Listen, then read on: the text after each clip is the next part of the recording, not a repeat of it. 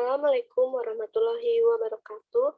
Perkenalkan, nama saya Tiara Indah Fitria dengan NPM 0371190079.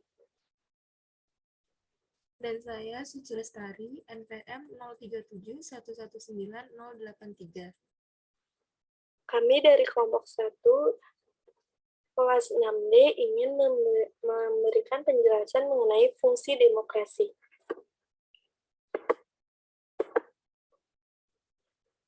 Pengertian demokrasi Pancasila. Demokrasi berasal dari Yunani kuno, yaitu demos yang artinya rakyat dan kratos yang berarti pemerintah, sehingga dapat diartikan sebagai pemerintahan rakyat yang lebih dikenal sebagai perintah rakyat oleh rakyat dan untuk rakyat. Demokrasi yang dianut di Indonesia sendiri yaitu demokrasi Pancasila. Demokrasi Pancasila adalah demokrasi yang memiliki dasar kekeluargaan dan gotong royong dengan tujuan kepada kesejahteraan rakyat dan mengandung unsur-unsur kesadaran religius berdasarkan kebenaran, kecintaan, budi pekerti yang luhur, kepribadian Indonesia, dan kesinambungan. Demokrasi Indonesia memiliki nilai-nilai khusus yang memberikan pedoman tingkah laku manusia Indonesia dalam hubungan Tuhan Yang Maha Esa, sesama manusia tanah air, dan negara kesatuan Republik Indonesia. Selain itu, demokrasi Indonesia memiliki artian kerakyatan yang dipimpin oleh hikmah kebijaksanaan dalam permusyawaratan perwakilan yang berdasarkan ketuhanan Yang Maha Esa, kemanusiaan yang adil dan beradab, persatuan Indonesia dengan tujuan untuk mewujudkan keadilan sosial bagi seluruh rakyat Indonesia.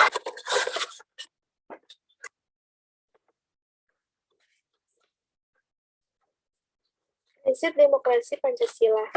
Prinsip merupakan kebenaran yang pokok atau dasar yang berpikir, bertindak, dan lain sebagainya. Prinsip ini menjadi dasar dan syarat mutlak untuk diketahui oleh setiap orang maupun negara. Dalam demokrasi Pancasila memiliki prinsip pokok sebagai berikut. 1. Pemerintahan berdasarkan hukum. Dalam penjelasan UUD 1945 dikatakan, Indonesia ialah negara berdasarkan hukum dan tidak berdasarkan kekuasaan belakang. Pemerintahan berdasarkan atas sistem konstitusi dan tidak bersifat absolutan, kekuasaan tidak terbatas. Kedua, pelindungan terhadap hak asasi manusia. Ketiga, pengambilan keputusan dan atas dasar musyawarah. Keempat, peradilan yang merdeka. Berarti dalam peradilan atau kehakiman merupakan badan yang merdeka. Artinya terlepas dari pengaruh kekuasaan pemerintahan dan kekuasaan lain. Contohnya seperti presiden, BPK, DPR, dan DPA.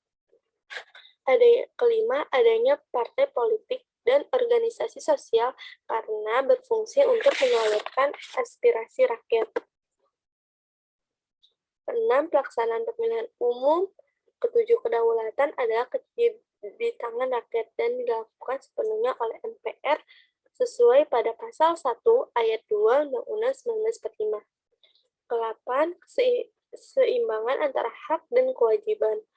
9. Pelaksanaan kebebasan bertanggung jawab secara moral kepada Tuhan Yang Maha Esa, diri sendiri, masyarakat, dan negara ataupun orang lain. 10. Menjunjung tinggi tujuan dan cita-cita nasional. Demokrasi Pancasila sendiri memiliki ciri-ciri kedaulatan yang ada di tangan rakyat. Kedua, selalu berdasarkan kekeluargaan dan gotong royong. Cara pengambilan keputusan melalui musyawarah untuk mencapai mufakat. Tidak dikenal adanya partai pemerintah atau partai oposisi. Diakui adanya keselarasan antara hak dan kewajiban dan menghargai hak asasi manusia. Selain itu, ada juga ketidaksetujuan terhadap kebijakan pemerintahan dinyatakan disalurkan melalui wakil-wakil rakyat. Tidak hendaknya adanya demonstrasi, pemogokan karena merugikan semua pihak. Tidak menganut sistem monopartai, pemilu dilaksanakan secara luber, mengandung sistem mengembang, Tidak dikenal adanya diktator mayoritas dan tirani minoritas, mendahulukan kepentingan rakyat atau kepentingan umum.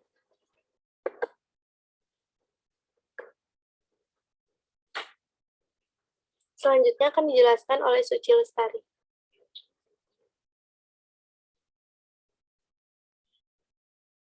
Selanjutnya ada sistem pemerintahan demokrasi Pancasila. Landasan formil dari periode Republik Indonesia II ialah Pancasila, UUD 45 serta ketetapan MPRS. Sedangkan sistem pemerintahan demokrasi Pancasila menurut prinsip-prinsip yang terkandung di dalam batang tubuh UUD 1945, diantaranya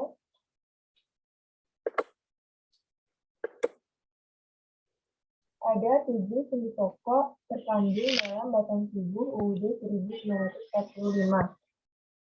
Yang pertama, Indonesia ialah negara yang berdasarkan hukum. Negara Indonesia berdasarkan hukum menurut Rechtsstaat, tidak berdasarkan atas kekuasaan belaka atau Majestuat. Indonesia menganut sistem konstitusional. Pemerintah berdasarkan sistem konstitusional atau hukum dasar dan tidak bersifat absolutisme atau kekuasaan yang mutlak tidak terbatas. Majelis Permusyawaratan Rakyat atau MPR sebagai pemegang kekuasaan negara yang tertinggi. MPR adalah lembaga negara tertinggi sebagai penjelmaan seluruh rakyat Indonesia. Selanjutnya,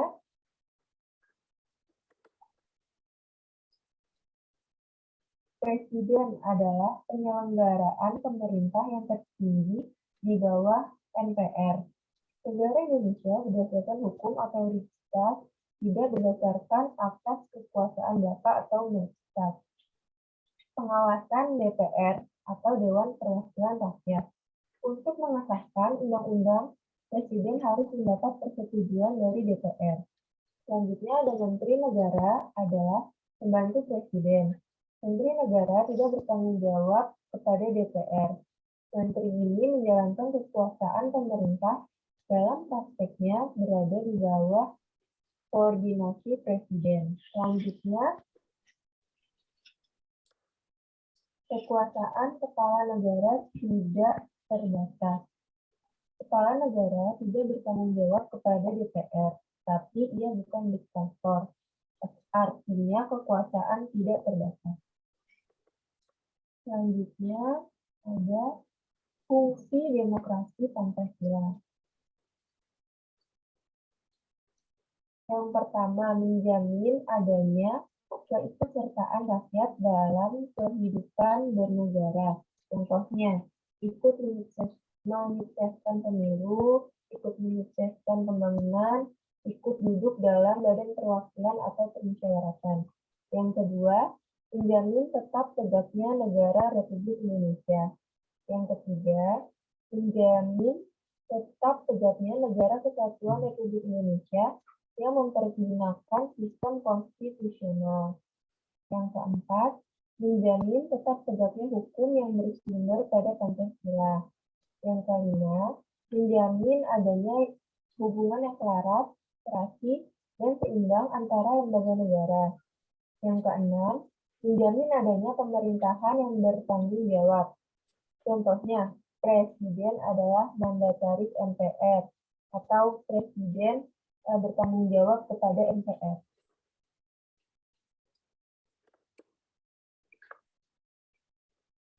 Sekian dari kelompok kami. Mohon maaf bila ada kesalahan-kesalahan. Wassalamualaikum warahmatullahi wabarakatuh. Waalaikumsalam warahmatullahi wabarakatuh.